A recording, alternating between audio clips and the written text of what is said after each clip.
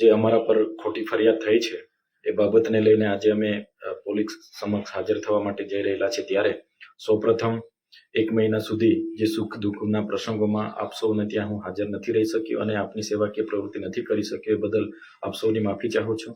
2022ની જે વિધાનસભાની ચૂંટણી હતી એમાં અહીં 4 રાજકીય પક્ષના ઉમેદવારો હતા।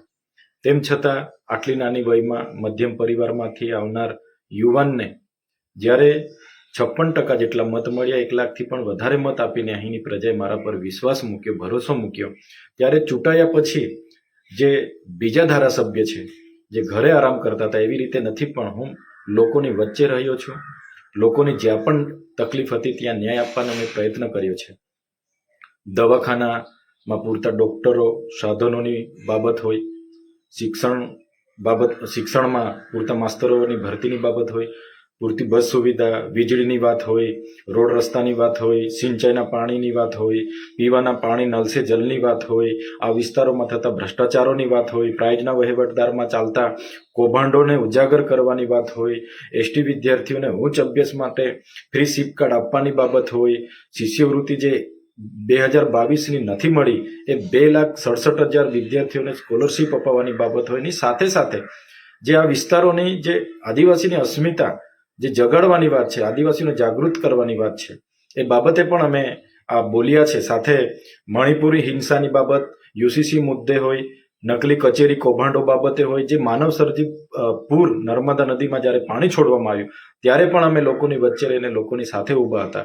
ત્યારે આટલી નાની ઉંમરનો આટલો નાનો ધારાસભ્ય અમારી સામે આંખ મિલાવીને વાત કરે છે અને સડકથી લઈને સદન સુધી લડે છે, એમ કરીને આ ભાજપ સરકારના પેટમાં તેલ રેડાયું। અને એ લોકોએ જ્યારે હું ચૂંટાયો ત્યારે આ ખોટી રીતે ચૂંટાયા ધારાસભ્ય છે એમ કરીને નામદાર હાઈકોર્ટમાં પણ મારું ધારાસભ્ય પદ રદ કરવા માટે એમણે ભાજપના લોકોએ પિટિશન દાખલ કરી। એ કેસ હમણાં સુધી ચાલ્યો અને મને નિર્દોષ કરીને મારી જીત થઈ।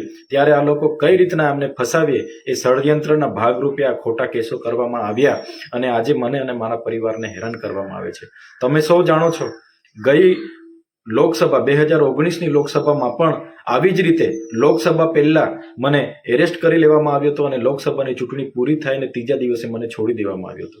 તો આવી જ રીતના આ વખતે પણ મને ગૌદી રાખવાનો આ કાવતરા સામે અમે લડવાના છે અને લડતા રહીશું। મારો પરિવાર કોઈ પણ એમને લોભ લાલચ આપવા માટે પણ આવ્યા છે, ઘણી દાબ દબાણ કરવા માટે પણ આવ્યા, પણ ક્યારેય અમે એમના લોભ લાલચ કે ક્યારેય એમના દાબ દબાણમાં અમે ડરવાના નથી। અમે અહીંની પ્રજા માટે છેલ્લે સુધી લડવા તૈયાર છે। સાથે સાથે આ દરમિયાન જે મને સાથ અને સહકાર મળ્યો છે, પ્રજાનો પ્રેમ મળ્યો છે, એમનો ખૂબ ખૂબ આભાર માનું છું। આ સામાજિક આગેવાનો, રાજકીય આગેવાનો, જે પણ પક્ષના અમને સાથ અને સહકાર આપ્યો છે, સૌનો હું આભાર માનું છું। આવનાર દિવસોમાં સૌ સાથે મળીને અહીંના લોકોની સેવાકીય પ્રવૃત્તિ કરીશું। સાથે સાથે આઉટસોર્સિંગ બાબત હોય કે જ્ઞાન સહાયક રદ કરવા બાબતે પણ ખૂબ મોટું આંદોલન આવનાર દિવસમાં કરીશું। એ અપેક્ષા સાથે લોકોને આવનાર દિવસોમાં પણ સાથ અને સહકાર આપો એવી લાગણી સાથે આજે હું પોલીસ સમક્ષ સરેન્ડર કરવા જઈ રહેલો છું। ધન્યવાદ। तो व्हाट्सएप, ट्विटर, फेसबुक, इंस्टा जहाँ भी आपका अकाउंट है, इसे शेयर बटन के द्वारा वहाँ पर शेयर करें।